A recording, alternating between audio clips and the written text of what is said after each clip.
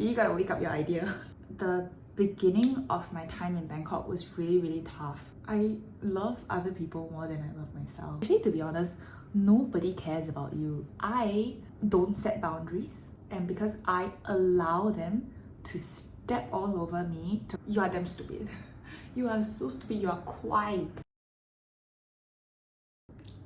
Hi guys, get ready with me for day 2 of Chinese New Year.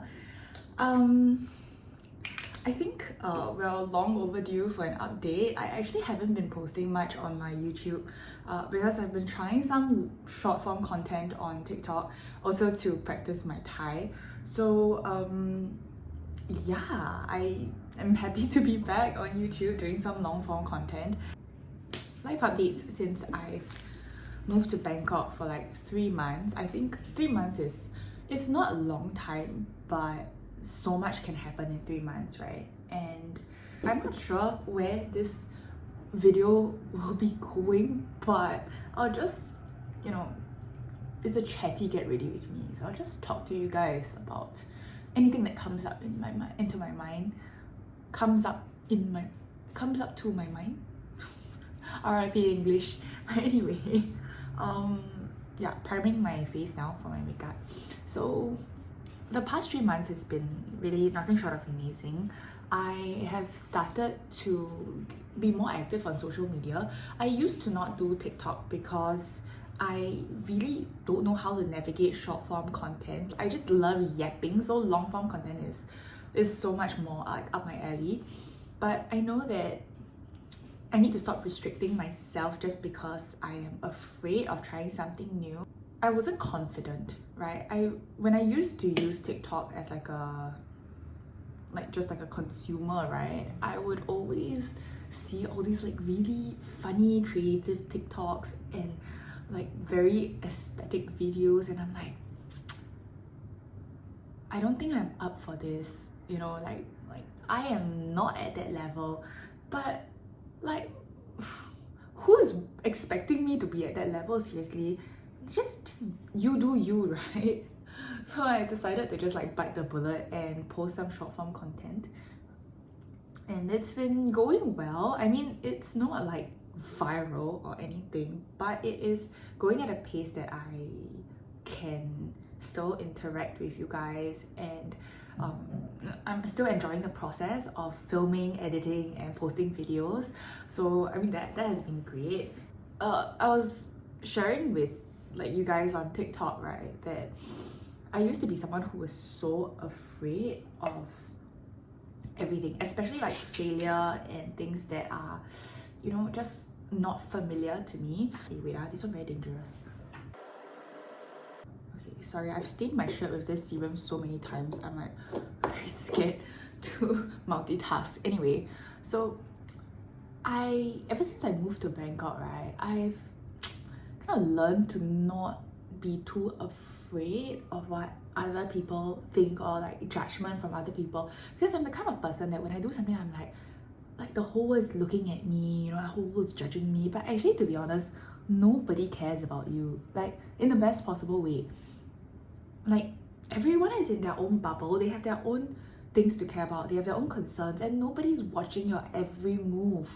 And if they are, then it's either you have people who are obsessed with you in the best possible way or the worst possible way. But either way, none of your business, right? You don't have to be afraid of people judging you, right? So that's something that took me a while to understand, like 20 plus years of my life, and it took me moving to a new country, trying new things and trying to be unapologetically myself, to realize that nobody cares about you and you just have to do what makes you happy. And like, I think my move towards being a bit more fearless has something to do with me killing the cockroaches in my apartment. Like, that was my biggest fear, and I got over my biggest fear, so nothing can shake me anymore. I'm just kidding. So many things have shaken me in my time in Bangkok that is really crazy. So maybe like a bit of a personal sharing. So So I've actually stopped doing Muay Thai for a month now, and for those who have been in this journey with me, y'all will know that I absolutely love Muay Thai, and Muay Thai is something that like fuels my soul. And so stopping Muay Thai for a month has been really painful. And I think the reason I stopped Muay Thai, it wasn't because of an injury or anything, but it's like I wouldn't name drop or share too much, and also I want to caveat that this is just my personal experience, and whatever I share is not representative of the gym that I went to or the people at the gym or like people in general, right? It's really just a personal experience, and you meet good people, you meet bad people, and it's just a part of life, right? But for me, unfortunately, I met someone who was not very nice and really hurt my feelings. Okay, so anyway, as I was saying, I think when I first moved to Bangkok, my goal for Muay Thai actually, I'm always very shy to say this because I'm afraid that people laugh at me, but I don't care, I'm going to say it now, okay? And it's that I wanted to actually go for my first fight ever. I've not fought in Singapore, I haven't hard sparred in Singapore, but I wanted to go for my first fight. So I'm in Bangkok for 3 months, right? And I wanted to really actually train so hard to the point that I am ready for a fight.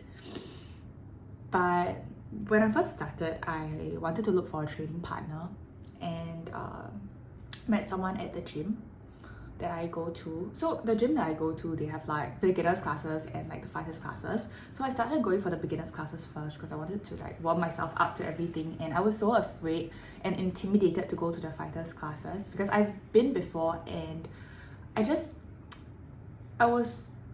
I'm quite a beginner, I would say, and I didn't want to be like burdensome because most of these classes you do like sparring, you do clinching, and just in my mind, right, I was very afraid that I would be a burden because like the fighters will have to clinch with someone who's so inexperienced, and it's like a waste of their time. So that was what was going on in my mind, right? But anyway, I started to look for like a training buddy. I wouldn't say we hit off immediately because honestly there is a huge language barrier, right? And I don't think we communicate very well because this person speaks only Thai and Isan, and in the very beginning I barely spoke Thai, and this person doesn't speak English as well, so we communicated mostly through Google Translate. But it seemed like a okay friendship, initially I was like, oh, let's start running together, and we did one run together, and then afterwards it was just like excuses after excuses, so I just started running myself. And then but we still stayed friends. The beginning of my time in Bangkok was really tough because I just struggled to adapt. I wasn't eating well, I didn't have friends outside of the gym, and I just felt quite alone. And this guy was my only friend, and I think at my darkest days this person was like here for me. Yeah, so this person was like my only friend, right? And he was really nice at that point. We would like eat together, right? He would teach me to cook some like Isan food and all, which I really appreciated because I really just needed like that like close friendship. It was just something that was so important to me at that point. And after like, it was a very short period, it was like a few weeks or a month that the friendship was going well, and then afterwards this person just became extremely flaky. So it started off with these excuses of not running, right? And then it started to be a bit, I feel, toxic. Like, I initially attributed it to miscommunication because of our language barrier, but after a while I realized that it's not really miscomm. I mean, there are really instances whereby it was miscomm, but I feel like a lot of it was just someone who wasn't trying to put into like effort, right? And there was a lot of gaslighting involved. I struggled with it for so long, like until the end of my time in Thailand, I was still struggling with it, and I was like so depressed.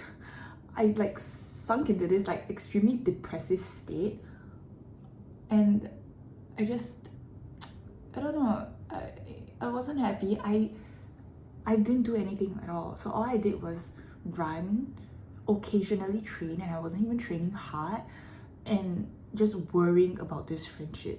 Like, I'm the kind of person that if I care about something, and yeah, I care about something, I just really put my heart and soul into it. And for the entirety of that like gaslighting bad friendship period, I poured everything into this friendship, and I stopped caring about myself. I stopped taking care of myself, and I was so depressed and unhappy, and like my friends could see that. So a lot of them were like, you know what, just cut this person off. And I couldn't do it. Like, I really couldn't do it, because when I try to cut this person off, then like he comes back as a really nice person again. And then the moment I'm like, okay, come back into my life, he's like gone again. So I don't know lah, like stupid me, but yeah, that's how it was. At some point, this person had some financial difficulties. The reason behind it, I don't know if it's real or not, and I won't share it, but I helped him out a little bit, and I don't think I'm getting my money back. But it's a lesson learned. Anyway, I've cut this person out of my life already, because I realized that I have absolutely no self-respect, right? Like, besides the first few weeks of this person being nice to me, this person has done absolutely nothing for me, and yet all I did was give and give and give. And my I'm so sorry. I screwed up my eyeliner, so I'm gonna remove it a little bit. But all I did was give and give and give, and I made a few new friends when I was in Bangkok. And my friends were like, sis, what are you doing? Like, why do you let this person consume your entire life when this person has done nothing for you, right? And all this person does is take and take and take, and all you do is give and give and give. And it took me a while. Like, I gave so many excuses. I'm like, no, you know, this person's just going through a hard time, blah, blah, blah.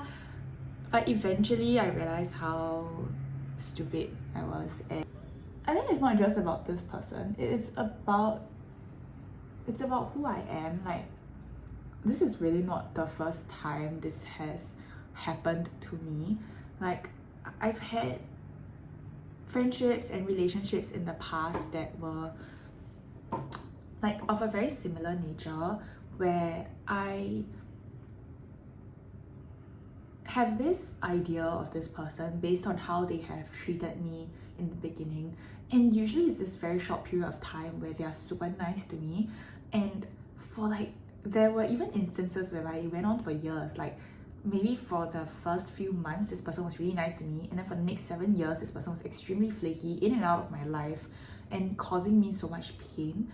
But I hung on to that person that they used to be, the way that they used to treat me, and I'm like, no, I'm not giving up on this person. You know, this friendship is so precious to me because they've been there for me in these few months, and for years I just tortured myself.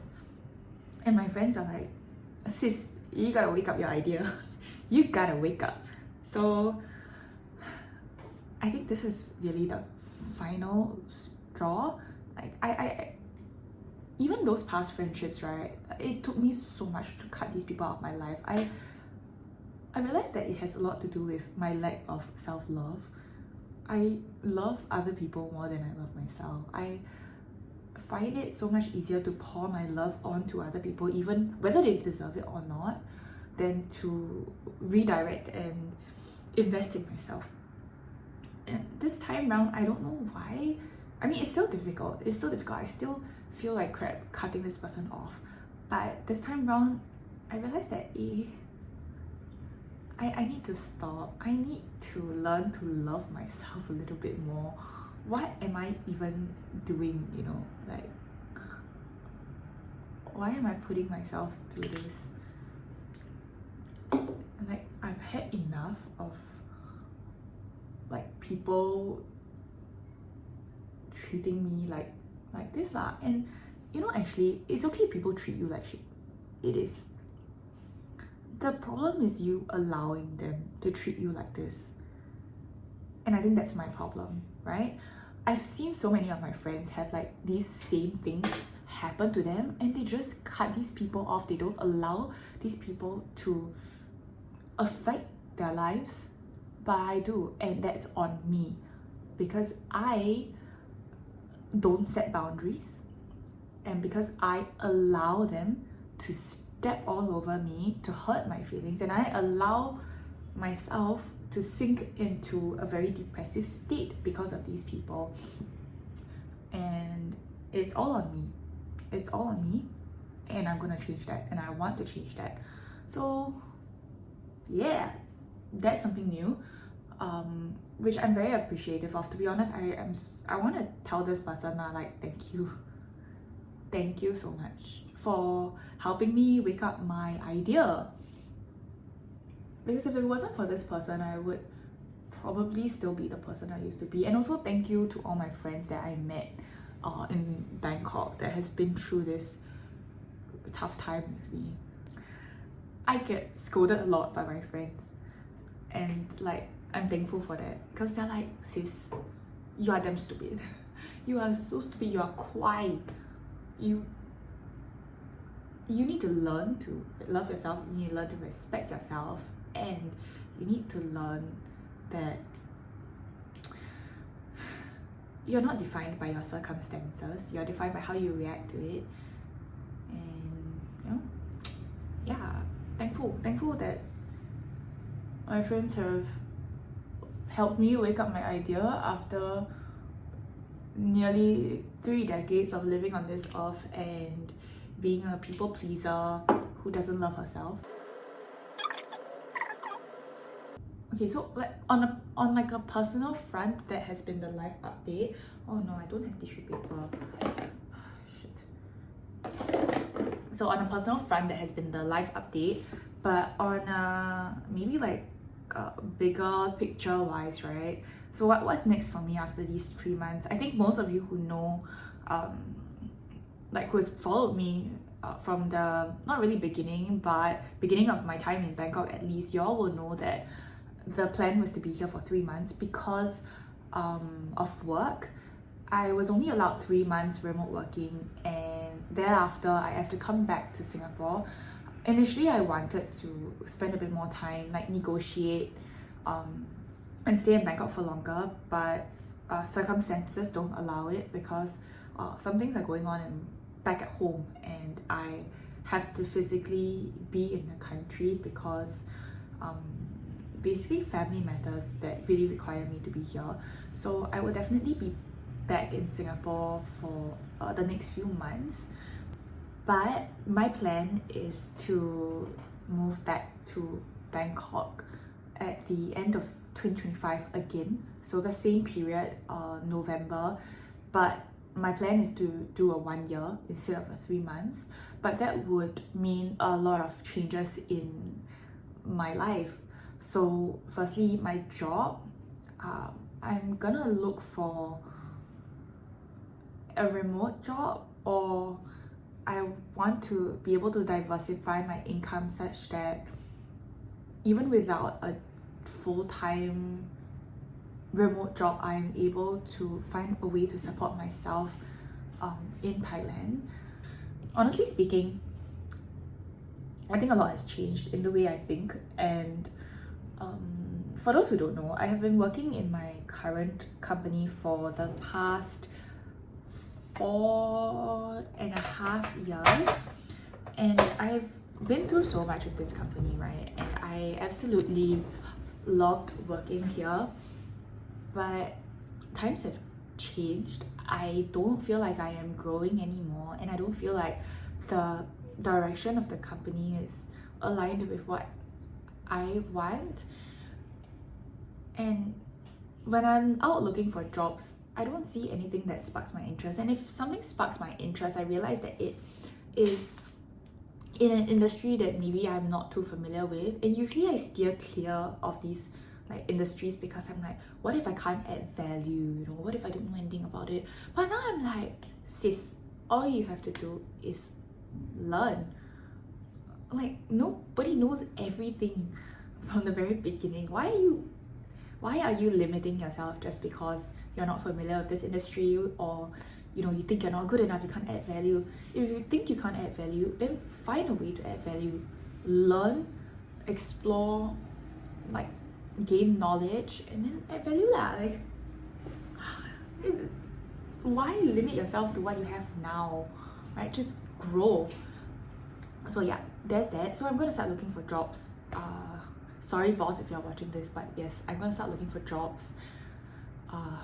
And if I don't find anything, and even if I do find something, I still want to do something on my own. I'll continue content creation for sure, and I want to start my own small business. If you guys have any ideas, let me know.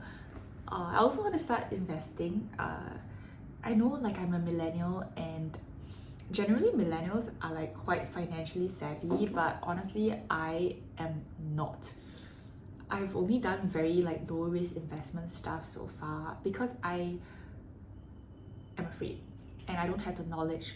But you know, like I mentioned, if you don't have the knowledge, learn. So this year is going to be a lot of that, really learning and pushing my limits, and setting boundaries with people who don't deserve my time. And yeah, I am very excited to bring you guys along in this journey. Yeah, this is an extremely personal 30 minutes of me yapping away and not much getting ready done. But yeah, this is my finished look. I did put mascara today because I realized that I don't have my oil-based cleanser. So yesterday was a struggle removing my makeup. So yeah, final look. Anyway, I got this outfit from Bangkok. It's very cute.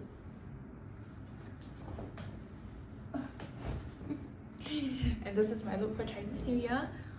Thanks for tuning in, and I love you guys.